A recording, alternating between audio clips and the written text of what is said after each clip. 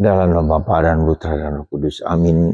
Allah Bapa yang penuh kasih, puji syukur kami aturkan kepadamu bahwa Engkau memberikan kepada kami Yesus, sehingga kami dapat beriman, memiliki iman yang teguh di dalam Yesus. Bantu kami ya Bapa, bahwa iman, harapan, dan kasih adalah tritunggal yang harus kami hayati dalam kehidupan kami.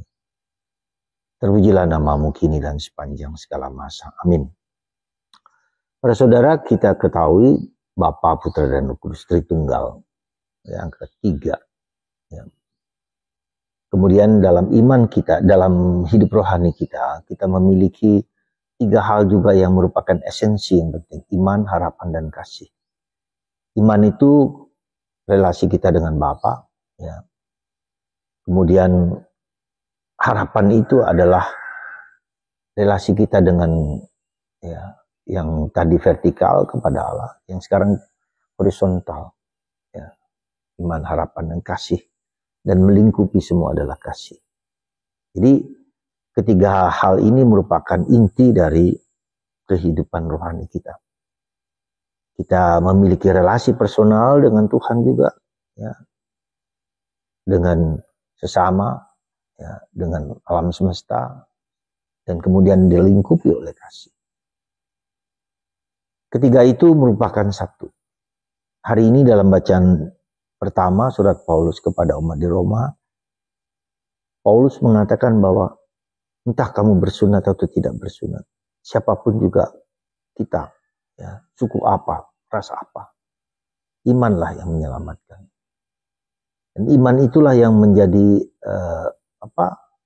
bukan hanya iman itu bukan hanya panca indera, ya, melihat, mendengar, merasakan, ya, taste, ya, dan semua panca indera kita mengalami dengan panca indera kita, melampaui di atas.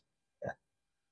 Jadi ketika kita melihat sesuatu, tidak selalu itu merupakan ungkapan dari iman kita, belum tentu.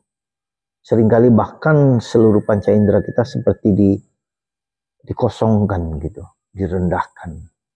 Itulah kita mengalami supaya kita melampaui aspek panca indera, perasaan, ya. Kemudian pengertian, pemahaman di luar, di atas, ya, pengertian dan pemahaman. Dan karena itulah seringkali penderitaan dan salib itu menyucikan kita, membersihkan kita. Ya, supaya kita memiliki kemurnian hati di atas segala sesuatu. Ya. Seperti hari ini kita bisa melihat dalam Yesus mengecam, dalam hari-hari ini mengecam dan parah kepada orang Saduki dan orang Farisi, karena iman mereka hanya iman yang di kepala. Ya. Sebagai pemimpin agama, mereka hanya mengatakan apa yang di kepala mereka. Mereka tidak masuk ke dalam relasi personal, ya, dengan Tuhan. Dan kita juga demikian seringkali terjadi. Kita diajak dengan penderitaan dan salib, dengan pengorbanan, dengan situasi yang berat itu, membawa kita tidak bergantung, tidak berfokus kepada diri sendiri. Kita sangat terbatas, maka tidak berfokus kepada diri kita sendiri, tidak berfokus kepada kelemahan, kekuatan, bahkan kehebatan kita pada hal-hal yang materi, tapi melampaui di atas. Maka disebut transcendence. Ya, transcendence dan immanence. Iman itu yang meresap dalam kemanusiaan kita. Ya, transcendent yang ilahi di atas. Maka mari saudaraku, dengan segala pengalaman hidup kita masing-masing dalam apapun juga, Tuhan mengatasi segalanya.